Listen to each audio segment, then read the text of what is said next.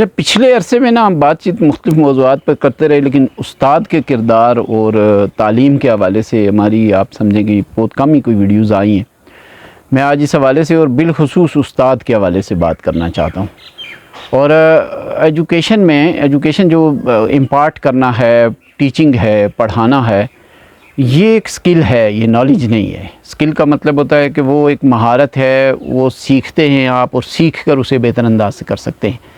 وہ یہ نہیں ہے کہ آپ کے پاس علم جمع ہوگا، آپ فاضل ہوں گے، آپ بہت کچھ جانتے ہوں گے، نہیں، آپ نے تو ایک کام کرنا ہے۔ جیسے ایک آدمی گاڑی چلاتا ہے تو یہ ایک سکل ہے، جیسے ایک آدمی جہاز چلاتا ہے تو یہ ایک سکل ہے، ایک ڈاکٹر ہے، مریض کو ٹریٹ کرتا ہے، سرجری کرتا ہے تو یہ سکل ہے۔ اسی طرح ایک تیرنے والا جب تیرتا ہے تو یہ ایک سکل ہے۔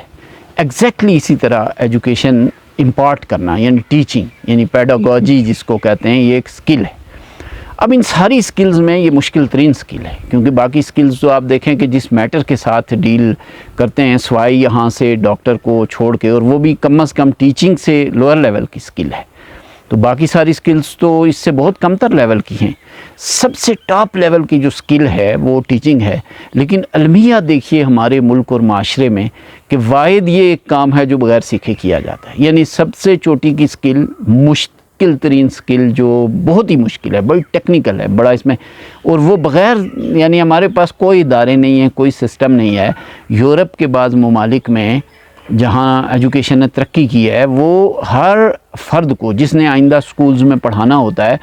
کم از کم 3 سال بورڈنگ سکولز میں رکھتے ہیں، اور وہ بورڈنگ میں رہتا ہے 3 سال تک، اور وہ سیکھتا ہے کہ بچوں سے کیسے ڈیل کرنا ہے، بچوں کی نفسیات، بچوں کے معاملات۔ اب ٹیچر نے بچے سے ڈیل کرنا ہوتا ہے، اور بچہ اس کے سامنے بیٹھا ہوا ہے۔ بچہ اب ایک جیتا جاگتا انسان ہے، اس کے جذبات و احساسات ہیں، وہ خوش بھی ہوتا ہے، اسے غم بھی ہوتا ہے، وہ تھکتا بھی ہے، وہ اکتا بھی جاتا ہے، اس کی نا توجہ کہیں ہٹ بھی جاتی ہے، وہ کنسنٹریشن لوز کر جاتا ہے۔ مگر استاد کو بچے کی نفسیات اور اس کی شخصیت کے سارے پہلوؤں سے آگاہی ہونی چاہیے، اور اسے اپنے فن میں بڑا ماہر ہونا چاہیے کہ وہ یہ سب یعنی معاملات جو بچے کے ساتھ ہیں، باوجود ان کے بچے کے لیے وہ نا بچے کو پہلے ریڈی کرے گا، بچے کو علم حاصل کرنے کے لیے اس کے دل اور دماغ کو نا یعنی حاضر کرے گا، اور وہ بخوشی کچھ سیکھنا چاہے، اور یہ سیکھا جاتا ہے۔ یہ جو آج کل علم کے اندر یا کلاس کے اندر یاد کرنے کا کنسیپٹ ہے، یہ تو بڑا ہی فضول کنسیپٹ ہے۔ یعنی یہاں لرننگ سے مراد ایکوزیشن ہے، ایکوائر کرتا ہے، وہ ایک نالج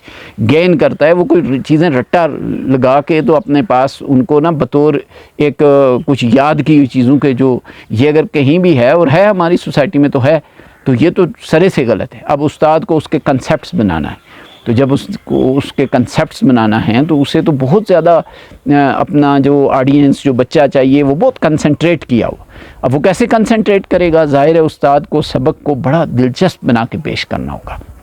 سبق کو بڑا آسان بنا کے پیش۔ وہ میتھس پڑھا رہا ہے، وہ انگلش پڑھا رہا ہے، وہ اردو پڑھا رہا ہے، وہ کوئی بھی سبجیکٹ پڑھا رہا ہے، ایک تو وہ اپنے جو بھی ٹاپک لے کے بیٹھا ہے نا، اس کو وہ بٹس اینڈ پیسز میں بہت ہی یعنی چھوٹے چھوٹے سٹیپس میں اور چھوٹے چھوٹے آسان حصوں میں تقسیم کرے گا، اور اسے بڑا دلچسپ بنا دے گا بچے کے لیے۔ کلاس کو نا ایک بڑے آپ کہیں کہ ایک فن پلیس بنا دے گا، ہنسی اور کھیل ہوگا، وہاں پہ بچے انٹرسٹ لیں گے، فلی پارٹیسپیٹ کریں گے، ایک بڑی ہائپر ایکٹیویٹی ہو رہی ہوگی وہاں پہ، ایک متحرک سین ہوگا، ہر بچہ حاضر ہی نہیں ہوگا بلکہ دلچسپی لے رہا ہو، اور وہ نا استاد کی یعنی اس سارے لیسن میں اور اس لیکچر میں، اس تعلیم و تعلم کے پروسیس میں پوری طرح شامل ہوگا، شامل ہی نہیں ہوگا بلکہ وہ تو اسے ایک دلچسپ کھیل سمجھے گا۔ جیسے ایک فارسی شعر ہے، درس ادیب گر بود زمزمۂ محبت، جمعہ بمکتب آورد طفل گریز پائرہ۔